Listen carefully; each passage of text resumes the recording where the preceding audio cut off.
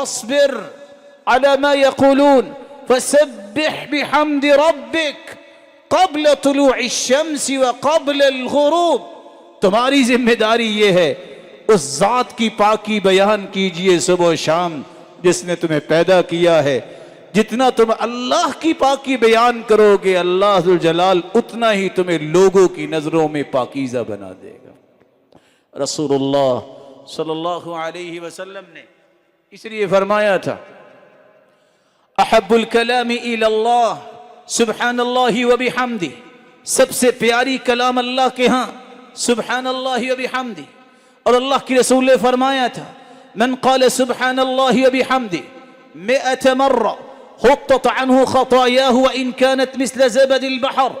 100 مرتبہ جو سبحان اللہ و بحمدہ کہہ دے اللہ کو اتنا پسند آتا ہے اگر سمندر کی جھاگ جتنے بھی گناہ ہوں تو اللہ اس کے گناہوں کو معاف کر دیتے ہیں. رسول اللہ صلی اللہ علیہ وسلم نے فرمایا تھا من هاله الليل ان يكابده وجبن عن العدو ان يقاتله او بخل عن ماله فينفقه.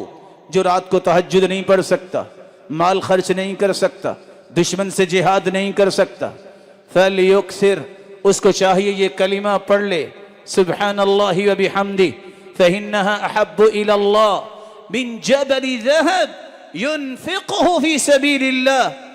پہاڑ جتنا سونا بھی اللہ کی راہ میں دے دے گا اللہ کو یہ کلمہ اس سے بھی پیارا ہے. اور سیدنا نوح علیہ السلام نے اپنے بیٹے کو یہ وصیت کی تھی بیٹا 2 کلمے نہ چھوڑنا، لا الہ الا اللہ اور دوسرا کلمہ سبحان اللہ و بحمدہ فإنها صلاة كل شيء وبها يرزق كل شيء. یہ کلمہ اتنا مبارک ہے اللہ نے کائنات کی ہر چیز کے لیے اس کو نماز بنا دیا ہے اپنی مخلوق کے لیے. اور اللہ ہر ایک کو رزق عطا کرتے ہیں تو اسی کلمے کی وجہ سے.